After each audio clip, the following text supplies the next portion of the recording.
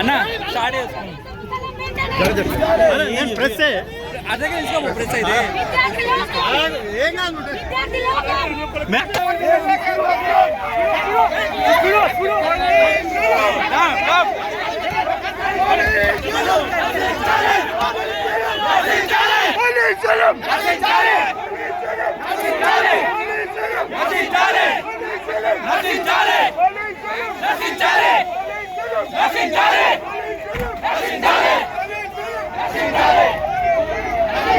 నేను బయట తీసుకున్నాను విజయాన్ని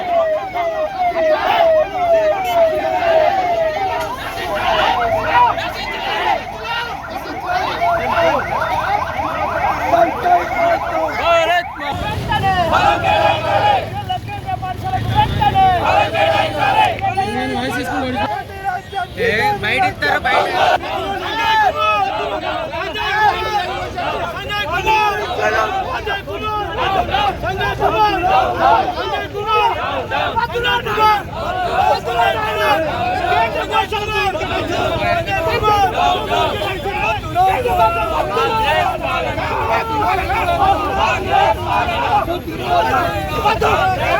కేంద్ర పాఠశాలకు భూమిని కేటాయించాలి ప్రభుత్వం సంజయ్ కుమార్ సంజయ్ కుమార్ సంజయ్ కుమార్ సంజయ్ కుమార్ సంజయ్ కుమార్ సంజయ్ కుమార్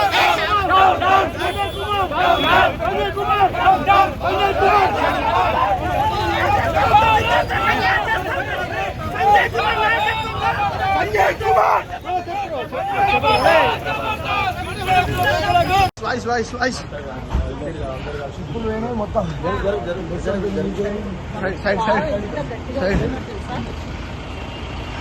ఎక్కడికక్కడ విద్యార్థుల కోసం ధర్మదీక్ష చేస్తామంటే వాళ్ళు చూపించినది నియంతృత్వ పాలన ఎట్లుందో అర్థం పడుతుంది. రక్తాలు వచ్చేలాగా ఇచ్చి పడేసిండు.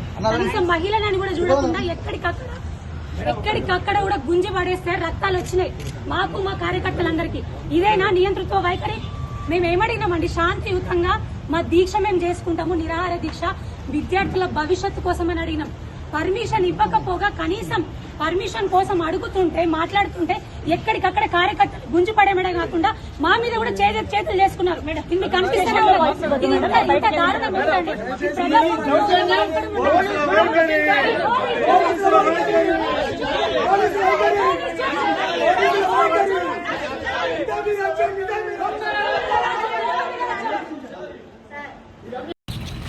విద్యార్థుల భవిష్యత్తు కోసం ఈనాటి బాలురే రేపటి పౌరులు అని ఒక సదుద్దేశంతో ఒక ధర్మ యజ్ఞం, ధర్మ పోరాటం చేస్తామని, ధర్మ దీక్ష చేస్తామని ఎంపీ గారు ధర్మపురి అరవింద్ అన్న గారు నిర్ణయించుకొని వారి కోసం నిరాహార దీక్ష చేద్దాము, శాంతియుతంగా పోరాటం చేద్దామని నిర్ణయించుకొని 18 సోమవారం రోజున తహసీల్ చౌరస్తా దగ్గర చేద్దామంటే లేదు, మేము పర్మిషన్ ఇవ్వము, మీరు చేయడానికి లేదు అని ఎక్కడికక్కడ కూడా మమ్మల్ని నియంత్రించడం జరిగింది. సరే వేరే ప్లేస్లో ఇంకా ఏదైనా చేస్తాము అంటే అక్కడా లేదు. అంటే కావాలని గొంతు నొక్కడానికి, బయటికి రానివ్వకుండా రాజకీయాలు చేస్తూ ఎక్కడికక్కడ అన్ని రకాలుగా పోలీసులను వాడుకుంటూ ఎవరి గొంతు నొక్కాలని, ధర్మం గొంతు నొక్కాలనా, న్యాయం గొంతు నొక్కాలనా? ఈరోజు మేము పర్మిషన్ ఇవ్వట్లేదు, కనీసం శాంతియుతంగా మేము ధర్నా చేస్తా అన్నా కూడా దీక్ష చేస్తా అన్నాం. ఇంకా కూర్చొని దీక్ష చేస్తాము, నిరాహార దీక్ష చేస్తాము విద్యార్థుల భవిష్యత్తు కోసం. పిల్లల భవిష్యత్తు అక్కడ నాశనం అవుతుంది. ఆల్రెడీ 1 సంవత్సరం వాళ్ళ భవిష్యత్తు పోయింది. ఇప్పటికైనా ఇంకా 10 రోజులు ఉంది. ఇప్పటికైనా స్థలాన్ని కేటాయించండి విద్యాలయానికి. దానికోసం నిరాహార దీక్ష చేస్తామంటే కనీసం పర్మిషన్ ఇవ్వని పరిస్థితి, ఎట్లేస్తారో చూస్తామనే పరిస్థితి. టెంట్ ఎట్లా వేస్తారో చూస్తాం అనే పరిస్థితి, బెదిరించే పరిస్థితి. దానికి నిరసనగా ఇక్కడ మేము కూర్చొని ఉంటే ఎక్కడికక్కడ కూడా మహిళలని కూడా చూడకుండా రక్తాలు వచ్చేలాగా చేతులు చేసుకొని ఇష్టం ఉన్నట్టు గుంజి పడేసిన పరిస్థితి, ఎక్కడికక్కడ కూడా రక్తాలు వచ్చేలాగా. ఇదేనా ప్రజాస్వామ్యంలోనే బతుకుతున్నామా మనం? ఎక్కడికి పోయింది ప్రజాస్వామ్యం? కనీసం గొంతెత్తి న్యాయం అడిగే పరిస్థితి కూడా లేదు ఇక్కడ. జగిత్యాల పరిస్థితి అయితే ఒకప్పుడు జైత్రయాత్ర సాగిన గడ్డ, పోరాటాల గడ్డ, కానీ పోరాటాలనే సాగనివ్వనటువంటి గడ్డ అయిపోయింది ఇప్పుడు. కొంతమంది స్వార్థపూరిత రాజకీయ నాయకుల చేతుల్లో చిక్కుకొని జగిత్యాల పట్టణ ప్రజల భవిష్యత్తు, జగిత్యాల అభివృద్ధి భవిష్యత్తు, జగిత్యాల నియోజక భవిష్యత్తు మొత్తం కూడా సర్వనాశనం అయ్యే పరిస్థితి కనిపిస్తూ ఉంది. పక్కనున్నటువంటి కొరుట్ల ఎంత అభివృద్ధి జరుగుతుందో చూస్తూనే ఉన్నారు, ఇటు పక్కన ఉన్నటువంటి నియోజకవర్గాల అభివృద్ధి చూస్తున్నారు. కానీ జగిత్యాల నియోజకవర్గం పరిస్థితి అయితే అధ్వానంగా తయారైంది. పిల్లలు చదువుకోవడానికి, అరే ఈ పోలీసులు ఉన్నారు కదా, పోలీసుల సోదరుని ఒకటే నేను అంటా ఉన్నాను, ఒకటే ప్రశ్నిస్తూ ఉన్నాను. రేపు పొద్దున మీ పెద్ద పెద్ద ఆఫీసర్లు ఎక్కడెక్కడనో ఇంటర్నేషనల్ స్కూల్లో లక్షల జీతాలు కట్టి పిల్లల్ని చదివిస్తారేమో, కానీ ఎస్ఐలు, హోంగార్డులు, కానిస్టేబుల్ ఉన్నారు కదా అన్న, మీ పిల్లలకు అక్కడ సీట్లు వస్తాయి కేంద్రీయ విద్యాలయంలో. జనంత మీరన్న ఆలోచన చేయండి. మాట్లాడితే ఏమంటారు? ప్రభుత్వ ఉద్యోగులకు మాత్రమే అలా సీట్లు వస్తాయి అంటారు. ప్రభుత్వ ఉద్యోగులకు మాత్రమే సీట్లు కాదు, 45 to 50% కోట నార్మల్ మామూలు విద్యార్థులకి కూడా, మామూలు మధ్యతరగతి బడుగు బలహీన వర్గాలకు చెందిన పిల్లలకు కూడా అక్కడ సీట్లు వస్తాయి. కేంద్ర ప్రభుత్వ ఉద్యోగులు లేని పక్షంలో ఆ సీట్లు కూడా వస్తాయి. ఎంతమంది ఉన్నారన్న మన జగిత్యాల్లో? రాష్ట్ర ప్రభుత్వ ఉద్యోగులకు వస్తాయి, అవుట్ సోర్సింగ్ రాష్ట్ర ప్రభుత్వ ఉద్యోగులకు వస్తాయి. వాళ్ళందరూ చిన్న చిత్తగా వాళ్ళే కదా. మరి ఓట్లు ఎంచుకుంటప్పుడు వాళ్ళందరూ కనబడలేదా? కేవలం మధ్యతరగతి వాళ్ళతోనే ఓట్లు ఎంచుకున్నారా? వీళ్ళందరితో కూడా ఓట్లు ఎంచుకున్నారు కదా. ప్రభుత్వ ఉద్యోగులు, రాష్ట్ర ప్రభుత్వ ఉద్యోగులు, అవుట్ సోర్సింగ్ ఉద్యోగులు, మీరు కూడా ఆలోచించండి. వాళ్ళతో పాటుగా నేను చెప్తా ఉన్నాను, వాళ్ళకే వస్తాయని ఎమ్మెల్యే గారు అన్నారు.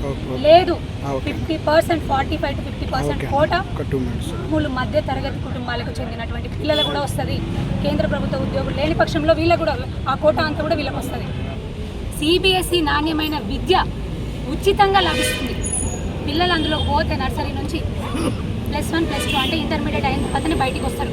తల్లిదండ్రులకు ఎంత లాభం? వాళ్ళ లాభం మీకేం తెలుస్తుంది? వాళ్ళ బాధ మీకేం తెలుస్తుంది? ఇప్పటికైనా ఆలోచించి స్థలాన్ని వెంటనే మంజూరు చేయండి. కేంద్రీయ విద్యాలయానికి చెలిగల్లో 10 ఎకరాల స్థలం ఇప్పటికైనా మంజూరు చేయండి. మీరు తలుచుకుంటే చేయగలరు. మమ్మల్ని రక్తాలు వచ్చేటట్టు కొట్టినా, మమ్మల్ని గుంజి పడేసినా, మా గొంతు నొక్కినా మా పోరాటాన్ని ఆపలేవు. ప్రశ్నించే గొంతుకలమై ఉంటాము. భోగ శ్రావణైనా, భారతీయ జనతా పార్టీకి చెందినటువంటి ఏ కార్యకర్త అయినా ధర్మం కోసం, న్యాయం కోసం పోరాటం చేస్తూనే ఉన్నాం, చేస్తాం. ఆ పోరాటం ఆగదు. 18 రోజు మేము ఏంటో చూపిస్తాం. పిల్లల భవిష్యత్తు కోసం మేము ఎంత దాకా వెళ్తామో చూపిస్తాం.